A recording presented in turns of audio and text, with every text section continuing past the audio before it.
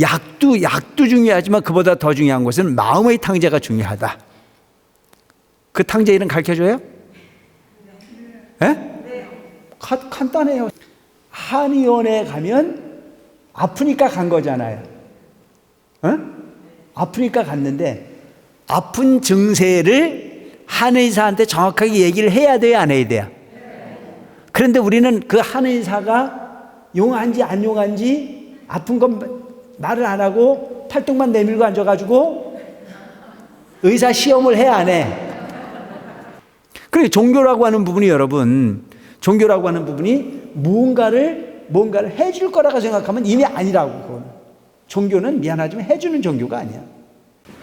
먼저 시간에 여러 보살과 성문들은 이 보배수레를 타면 바로 무상보리도량에 이르리라. 여기서 이야기하고 있는 이 보배수레는 바로 대력 배구거. 그러니까 성문영각 보살을 거치지 않고 바로 일불승이 도리를 알아 대력 배구거를 타면 무상보리도량에 그냥 바로 간다는 얘기죠. 무슨 얘기냐면 직행이라는 얘기, 직행. 전번 시간 내가 얘기했지 않나요? 완행인 줄 알고 완행을 모르고 텅텅 비었길래 야근 척하고 탔더니 뒤에 오는 차가 앞질러서 계속 가서 오히려 기다렸다 뒷차를 탄 것만 못한 부분의 경우가 있었다.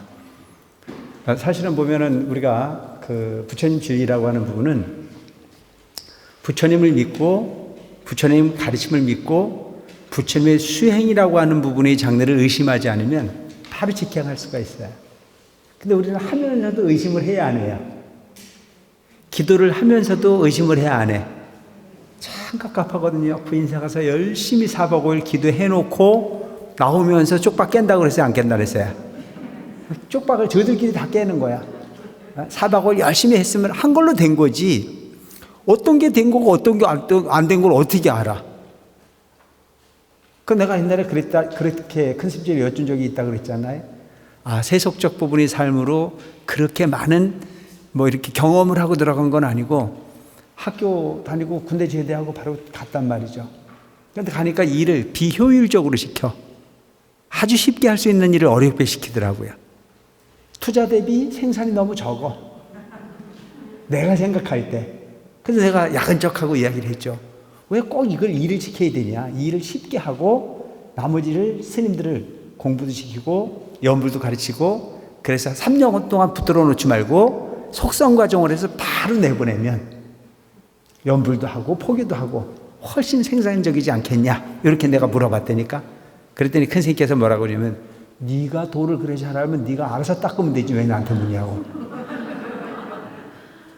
그러니까 문제는 뭐냐면 큰 스님께서 우리에게 가르치고자 했던 부분은 바로 직행을 태워주기 위해서 말씀을 하시는 건데 우리는 그 직행버스를 타는 부분은 모르고 눈앞에 있는 부분의 이익에 탐착하는.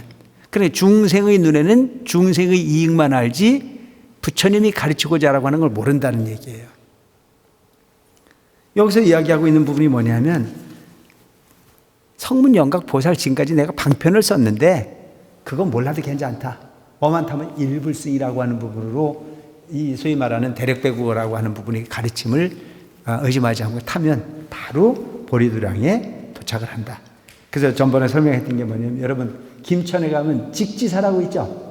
바로 직지라는 게 이거예요. 직지사라고 하는 얼마나 빨리 가고 싶으면 직지사라고 하는 이름을 만들었을까요? 전부 다 이 절 이름들도 그냥 이렇게 만들어지는 것이 아니고 사실은 그 의미가 다 이렇게 포함되어 있는 부분이다. 직지도량이다. 이와 같은 까닭으로 시방세계를 두루 찾아 더 나은 도를 구할지라도 부처님의 방편을 제외하고는 다른 수레는 있어요, 없어요? 다른 수레 없어. 근데 내가 보면 참 안타까운 게 절에 와서 열심히 관세음보살 부르고 수십 년 다녔어. 근데 누가 와갖고 쏘삭거려. 야, 그렇게 관세음보살 안 불러도 된대. 뭐 한 달씩 두 달씩 허리가 휘도록 목숨이 터지도록 왜 그 짓을 하냐. 조기 가면 그냥 되는 데 있는데. 많이 갔어. 그러니까 문제는 뭐냐면 거저되는 곳은 있다 없다? 없다. 오직 뭐에만 있다? 부처님 가르침에만 있다. 내 마음. 그러니까 불교라고 하는 종교가 여러분들이 그 특징을 알고 가야 돼요. 종교를 잘못 이해한다니까 어디가 용할 거냐 이렇게 생각하면 그건 잘못된 거예요. 자, 여러분들이 한의원에 가면 아프니까 간 거잖아요. 아프니까 갔는데 아픈 증세를 한의사한테 정확하게 얘기를 해야 돼요, 안 해야 돼요? 그런데 우리는 그 한의사가 용한지 안 용한지 아픈 건 말을 안 하고 팔뚝만 내밀고 앉아가지고 의사 시험을 해, 안 해? 전혀 경험이 없으셔? 입 꾹 다물고 앉아가지고 내놓고 네가 그 맥박 뛰는 걸 보고 내 병을 알아맞히면 그 사람은 명의고, 근데 문제는 그거보다는 진맥을 어떻게 하는 게 중요한 게 아니야. 내가 가지고 있는 증세를 완벽하게 이야기를 해서 그 의사의 경험치에 의해서 착오를 일으키지 않고 그 증세에 맞는 약을 처방하고 그 약을 주는 게 진짜 의사지. 그 병을 알아먹는지 못 알아먹는지 난 별로 그렇게 중요하다고 생각하지 않아요. 그러니까 진맥이 중요한 게 아니고 그 병에 따른 경중에 따른 약을 얼마만큼 처방을 잘하느냐가 난 더 중요하다고 생각합니다. 그래야 안 그래요? 근데 진맥은 정확하게 했는데 약 처방을 제대로 못하면 가치가 없는 부분이잖아요. 그러니까 종교라고 하는 부분이 여러분, 종교라고 하는 부분이 뭔가를 해줄 거라고 생각하면 이미 아니라고. 그건. 종교는 미안하지만 해주는 종교가 아니야. 그러니까 내가 아파서 투병을 하는 것도 의사가 처방만 할 뿐이지 그 약을 먹고 그 약이 약기운으로 돌게 하고 그 병을 이기는 것은 누가 하는 겁니까? 환자가 하는 거예요. 그래서 병원 의사들도 이야기를 하지 않나요? 기적을 만들어내는 것은 너의 마음에 달려있다. 마음으로 낫겠다는 의지가 강한 사람은 낫게 돼 있어요. 근데 본인 스스로가 나는 죽는데 그래서 죽는 연습을 먼저 하는 사람은 죽을 수밖에 없어요. 그러니까 약도 중요하지만 그보다 더 중요한 것은 마음의 탕제가 중요하다. 그 탕제 이름 가르쳐줘요? 네? 간단해요. 심신강화탕.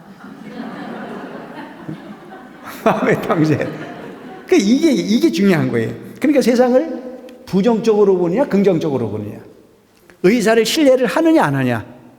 의사가 아무리 유명한 의사라고 하더라도 환자가 불신하는 의사는 제대로 된 약의 작용을, 제대로 된 부분의 행위를 실행하기가 어려워. 믿어줘야 되거든. 그러니까 우리가 기도를 하더라도 내 스스로가 됐다는 게 더 중요해.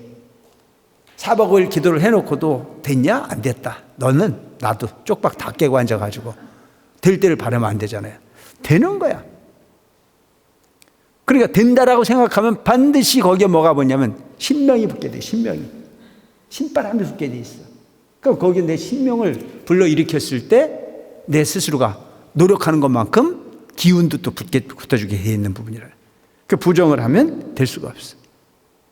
그래서 여러분들이 제일 중요한 것은 내가 지금 하고 있는 불교의 수행이 가장 완벽하다라고 하는 쪽의 생각을 갖고 가시기 바랍니다. 아시겠죠? 기적을 이야기하거나 무슨 이런 얘기를 하면 오히려 덜 믿어야 되는 거예요. 그리고 누가 해주는 세상 존재하지 않아요. 뭘 믿을 거냐 중요하지 않아. 어떤 짓을 할 거냐가 중요해. 그래서 부처님을 믿고 부처님의 가르침을 믿고 내 마음을 믿고 내 행위를 믿을 수 있는 부분이 무엇보다 중요한 부분이다 라고 하는 생각이 들어요. 그래서 여기서 보면 부처님이 방편을 제외하고는 다른 소리는 없어. 부처님도 정법을 가르치기 위해서 방편을 쓰는데 그것마저도 중생을 위해서 설명하지 무슨 부처님을 위해서 아니잖아요. 잘못하면 전도몽상에 빠진단 말이죠. 스님들이 이렇게도 설명하고 저렇게도 설명하고 이렇게도 마음을 내라고 하고 저렇게도 마음을 내라고 하고 막 그래 하면 마치 스님이 아쉬워서 중생을 꼬시는 걸로 착각한단 말이죠. 부처님이 아쉬워서 중생을 꼬시는 것처럼 착각하고 그건 그렇지 않아. 내가 이거 수십 년을 살았는데 부처님이 여기서 단지 10원째 안에 하나를 생기는 걸 못 봤다니까. 없어, 그런 거. 그 뭐가 답답한 건데? 오직 중생을 위한 거일 뿐이지. 네? 어저께 보니까 참, 내가 강원도 춘천에 주지를 꽤 오래 했거든요. 그 주지 끝나고 나온 지가 벌써 한 12년 정도 시간 지났어요. 춘천 주지 끝나고 나온 지 12년. 근데 12년이 지난 지금 춘천에서 노보살들이 찾아와. 어저께 왔다가 보살은 95 먹은 보살이 찾아왔어. 95. 근데 95 먹은 보살이 와갖고 소원이 뭔 줄 알아요? 우리 손자 장가 가야 되는데 지금 만나는 애가 있는데 요겐 내 맘에는 안 든다 이거예요. 그래서 스님 이걸 어떻게 했으면 좋겠냐요. 95이나 됐는데 그냥 지켜보면 되지. 안타까운 거야. 그래서 내가 뭐라 그러냐면은 보살님이 보는 세상의 기준과 요즘 아이들이 보는 세상의 기준이 달라. 나도 내가 요즘 사람들을 잘 모르겠는데 보살님이 지금 그 보살님 나이가 돼가지고 그거를 평가를 하면 입에 맞는 게 한 개도 없어.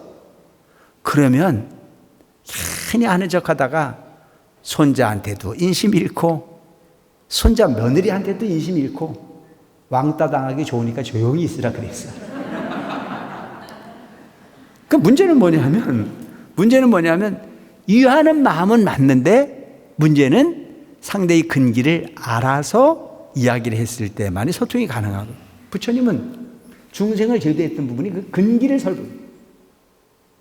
당신이 생각하는 게 옳을 수 있지만 절대 그냥 우기지 않았단 말이죠. 그 근기를 따라서 방편을 가했단 말이죠. 그래서 그 방편이라는 자체는 뭐 딴 수레가 아니야. 일불승이라고 하는 부분이 그 수레를 태워주기 위해서 방편으로서 그 소위 가르침을 베풀었던. 그런데 대개 우리는 그 있는 진실을 버리고 삿된 부분에 거저 없는 부분의 어떤 욕심을 피우다 보니까 정법을 이탈하는 경우들이 너무 많더라. 처음도 업이요, 두 번째도 업이요, 세 번째도 업이다. 모든 부분은 내가 세상의 주인임을 자각하고 그 행위를 벗어버리고는 세상에 존재하지 않는다. 내가 솔직히 얘기하는데요, 나도 믿지 마세요. 내가 뭘 해줄 게 있어요? 여러분, 스님도 믿을 게 없어요. 지도 지 닦아가기 바쁘고, 여러분들도 여기서 들어야 될 것은 나를 믿지 말고 부처님 말씀을 설명하는 부분이 내용에 의지해 가는 것만이 여러분들이 부처님을 잘 믿는 방법이라는 사실을 알고 가라는 얘기입니다. 아시겠죠? 뭐 나한테 아이고 우리 주스님 애쓰시는데 커피값이라도 좀 주고 가야죠. 그것도 사실 별 필요 없어. 그냥 여러분들이 잘 사세요. 내가 어저께 그 노부살한테 봉투 하나 받았거든. 얼마 들었나 봤더니 여기 5만 원이나 들었어. 5만 원. 엄청난 거야. 95 먹은 보살님이 나한테 5만 원을 주고 갔다니까. 그래서 너무 귀해갖고 내가 꺼내지도 않고 주머니에 넣고 다녀. 너무 감사해서. 돈이 문제가 아니고 이런 부분도 사실은 의미가 없어. 뭘 하면 돼? 내가 부처님이 향한 마음이 옳다면 그만 변치 않는 마음으로 부처님 가르침을 가슴에 담는 부분이 우선되어야 되는 거지.